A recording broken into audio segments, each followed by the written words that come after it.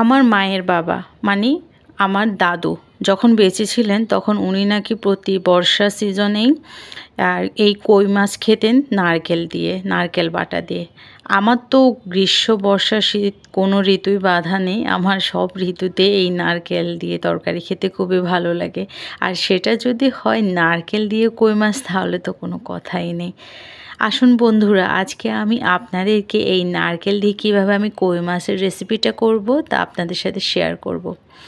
এখানে কয়েকটা কই মাছ আমি কুটে ধুয়ে নিয়েছি, আর কই মাছগুলো দেখুন কতটা সুন্দর। যেহেতু এখন বর্ষার সিজন, আর এই সিজনে কিন্তু মাছের মধ্যে সব মাছের মধ্যেই ডিম থাকে, একদম ডিমে পেট ভর্তি থাকে। আর দেখুন মাছগুলো একদম সবগুলা ডিমে ভর্তি, আর কুটতে খুব সাবধানে মাছগুলো কুটতে হয়েছে।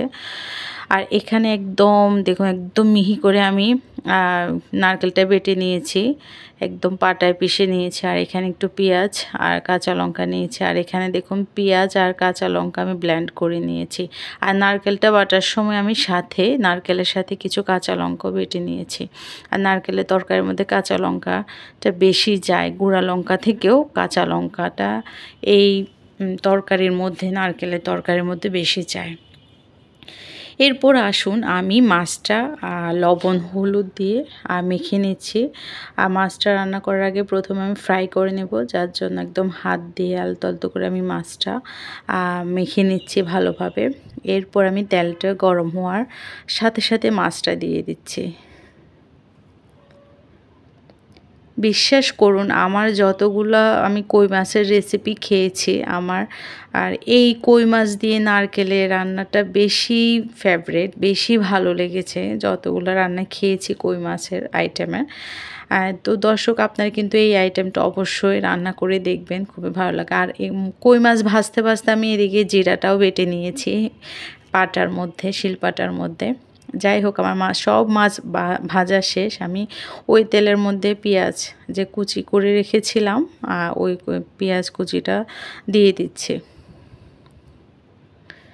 এরপর একটু কাঁচা লঙ্কা দিয়ে দিচ্ছি। আর এই যে পেঁয়াজটা আমি ব্লেন্ড করে নিয়েছি আর কাঁচা লঙ্কার সাথে ওই পেঁয়াজটা আমি দিয়ে দিচ্ছি। অনেকে আবার এই রান্নার মধ্যে পেঁয়াজ কিন্তু দেয় না, কিন্তু আমি দিয়েছি, আমার ভালো লাগে, দিতে ভালো লাগে। আর আসলে মাছ জিনিসটা পেঁয়াজ ছাড়া ওরকম আমার ভালো লাগে না খেতে, জানি না কার কেমন লাগে, এক একজনের রুচি এক এক রকম হতে পারে। যাই হোক, এরপর আমি মাঝখান দিয়ে আমি যে জিরাটা বেটে রেখেছি ওটা দিয়ে দিয়েছি। এরপর হলুদ গুঁড়ি দিয়ে দিচ্ছি। এরপর স্বাদ মতো লবণ দিয়ে দিচ্ছি। এরপর আমি ভালোভাবে যে পেঁয়াজটা কষিয়ে নেব। পেঁয়াজটা কষানোর পর আমি যে নারকেলটা বেটে রেখেছি ওটা দিয়ে দিব। আর পেঁয়াজ যদি ভালোভাবে এই রান্নায় কষানো না হয় তাহলে একটা পেঁয়াজের একটা আস্তে গন্ধ থাকে, তখন খেতে ভালো লাগে না। এরপর আমি সামান্য পরিমাণে আমি লঙ্কা গুঁড়ি দিয়ে দিচ্ছি, যেহেতু আমি এখানে বেশ পরিমাণে কাঁচা লঙ্কা বেটে নিয়েছি, ব্লেন্ড করে নিয়েছি, আবার চিড়েও দিয়েছি আর সামনে দিব রান্নার মধ্যে। তাই আমি এখানে জাস্ট সামান্য পরিমাণ গুঁড়ো লঙ্কা দিয়েছি।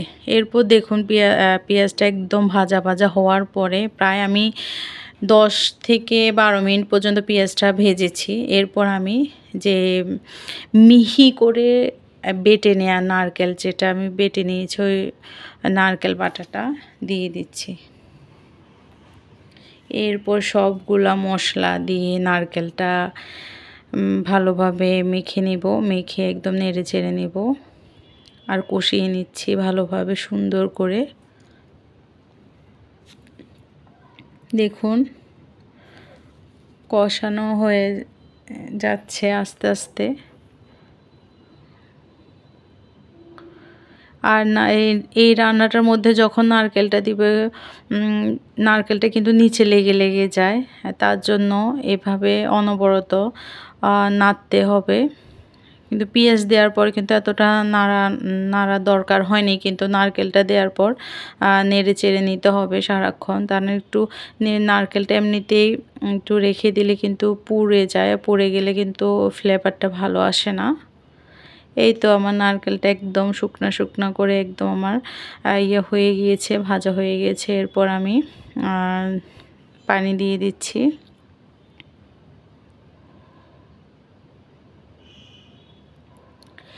এই নারকেলের তরকারি দিয়ে আবার অনেকে চিংড়ি মাছও রান্না করে, তো ওটাও খেতে মজা হয়। আবার নারকেল দিয়ে ইলিশ মাছও রান্না করা যায়, ওটাও খেতে বেশ লাগে।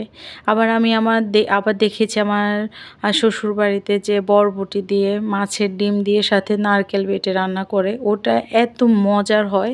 বন্ধুরা, তোমাদের সাথে আমি আরেকদিন শেয়ার করব এই রান্নাটা বরবটি দিয়ে। যাই হোক, আমার মনে হয়েছে জলটা একটু কম হয়েছে, তাই আমি আরেকটু জল অ্যাড করে দিয়েছি। আর এরপর আমি বলক ওঠার সাথে সাথে আমি মাছগুলো দিয়ে দিচ্ছি, কারণ এটার বেশি সিদ্ধ করার কিছু নেই। আর মাছটা একটু জাস্ট কুক হলেই আমি এটি নামিয়ে নেব। এইটা আমি মাঝখানে কিছু কাঁচা লঙ্কা একটু চিড়ে দিয়েছি, একটু ফ্লেভারও হবে প্লাস একটু ঝালও বের হবে।